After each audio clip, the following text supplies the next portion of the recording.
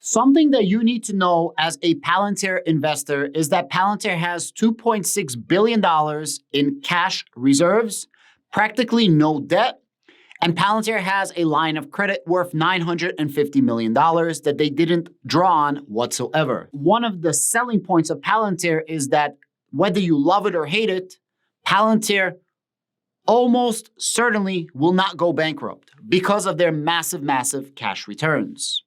You might say that they're a shitty company. You might say that they're an amazing company, but you cannot say that they're going to go bankrupt because of all of their cash reserves. Now, of course, anything could happen and there could be a black swan event, but Palantir prepares for the black swan events and they actually call for the black swan events. They were actually calling for exactly what's happening here about a year and a half ago. Joe Longsdale and Alex Karp are two of the co-founders, among others, of Palantir. They just went on Fox News and they had a really amazing interview. The interview is around 7 minutes. I'm going to play it for you in just a moment. But I wanted to implant something in your head. It was so funny. They go on the interview and they talk about ChatGPT. They talk about Silicon Valley Bank. They talk about how, their early days of getting funding. And then there was one statement that came out. Mr. Longdale comes out and says, hey, in the beginning, when we were looking for venture capitalist funding, we weren't getting it because people laughed that Dr. Alex Karp does not have a technical degree. And this is what Joe says. He says, hey, we're laughing at him now because we have $1.5 billion worth of treasuries and we have no exposure to SVB. Think about what I just said. And this is so under the radar, nobody's talking about this. I want you to listen to this interview and tell me if you caught what I just told you. That's why I want to really implant that. Think about it. $2.6 billion in the bank, $950 million worth of a credit line that is completely not drawn out, over $1 billion worth of contracts still to come in for Palantir, and $1.5 billion of that $2.6 billion is in treasury bonds. Now, I don't know at what percent, but as long as the United States does not default and the United States has its United States military, it's not going anywhere. And Palantir is here to ensure that the United States military remains the single strongest military in the world by far. Then I think we're good money here. Let me know if you agree with what I'm trying to say. And let me know if you caught exactly what I'm saying right here. I think it's absolutely phenomenal. Before I go over and show you this video, a lot of people have been asking me, hey, Adam, you make such fantastic videos. We really want to grow with you as your channel grows. How do we support your channel? I don't have a Patreon. I have a free Discord down below. Feel free to click on the link. I also have channel membership. I actually got my 4th channel member today. Thank you so much to all my channel members. Thank you so much. If you want to become a channel member, $3 a month, click the link down below. And if you don't want to be a channel member, I need you to do 2 things for me. Number 1, I want you to click the notification bell so that you actually are apprised of these amazing videos that I'm putting out. And number 2, I need you to keep it clean in between because at the end of the day, hygiene is everything. Here, CEO of 8VC, Joe Lonsdale, who has just a huge amount of experience in Silicon Valley funding startups, including founding Palantir with current CEO Alex Karp. Both are here in a Fox Business exclusive and a rare joint appearance, gentlemen. Thank you both for being here. Alex is going to give us a context on some of the big headlines coming out of Palantir. But first, let's start with you, Joe, and Silicon Valley Bank. Clearly, the depositors were made whole. Is that a good decision to have made that? You know, Liz, there were rumors about this bank having issues for quite a while. A lot of us were not as exposed directly, but there were about 60,000 startup companies that were. If you look at the math, they probably would have only lost about 2 to 5% of their deposits. But, on Friday, I took my money out of the regional banks. I had dinner with the governor of Texas with a bunch of other wealthy people. They've taken all of their money out of the other regional banks in Texas, in California. I think there was going to be a major bank run. I think the FDIC using a small amount of money to basically make depositors whole was a smart thing for the regional banks themselves. This is not even taxpayer dollars. There's a lot of populists on both sides wanting to attack VCs as parasites, wanting to, slate call to euthanize the VC class. Like, listen, SVB lost their money. SVB debt holders lost their money. I think it was smart that the FDIC stopped the bank run. Okay. Alex, what do you think? And also, you've got to explain the early years of Palantir when you had venture capital money coming in to float you.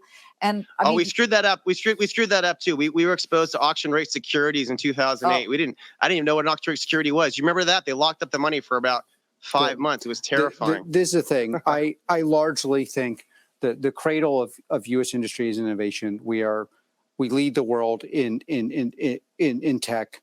We need the innovation, and Silicon Valley institutions are crucial. There is another issue, which is, why is Silicon Valley unpopular?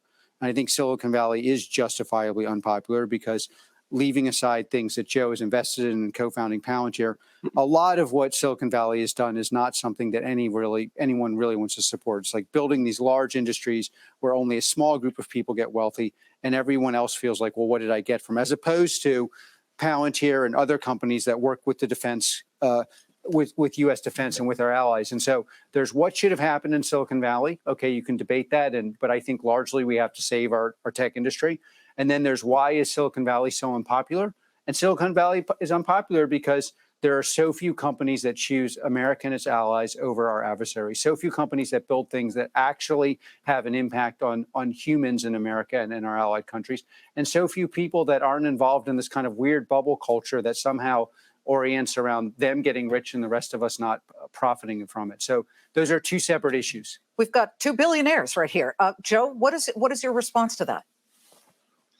Well, I think if I was Alex, I would definitely see things in that extreme way. I remember being on the phone with Alex with a very prominent VC about 18 years ago, and the guy was laughing at us and saying we weren't a serious company because Alex didn't have a technical degree. So Alex proved him wrong. Alex now has 1.5 billion in treasuries, as far as I understand it, and no exposure to any of these banks in Silicon Valley. So he showed that guy. That guy wanted us to do social media at the time. He said, "Why are you working with the defense?" But Liz, I work on a lot of healthcare companies, a lot of companies in the biotech world that have saved hundreds of lives. Going to save thousands of lives.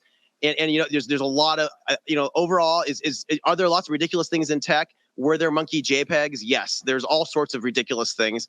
I think right now there's a lot of hate coming from people who think in terms of bumper stickers on the left and the right. That's totally unwarranted. I think the brightest spot of America is our innovation economy, is our brightest people creating new things on the frontier. The part I definitely agree with Joe on is the thing that scares our adversaries the most, more than anything else, is the innovation in the American tech scene. So if you're Russia or China, you think about the missiles and other things we build, but what keeps you up at night are the kind of software products that we provide, that other companies provide. Right. And those are the things we have to be invested in, and they come largely out of Silicon Valley. Now, again, I think Silicon Valley would do well to understand, okay, we're interested in, we're the bedrock of innovation in the world. Why do most Americans not like us? And just like asking that simple but legitimate question is super important for our country. Palantir has expanded its business, has it not? You do big data for hospitals and all kinds of different companies, not just the government and the defense department. What I'm involved in, what Palantir's involved in, and what I think Joe and his VC are also involved in is Silicon Valley once built things for the military and then exported it to everyday Americans and all over the world. And de facto, that's what we've done. So we built this kill chain. So a kill chain involves handoff process from AI, identifying target. You have to decide when a human's involved, when a human's not involved. You have to see the pedigree of the data.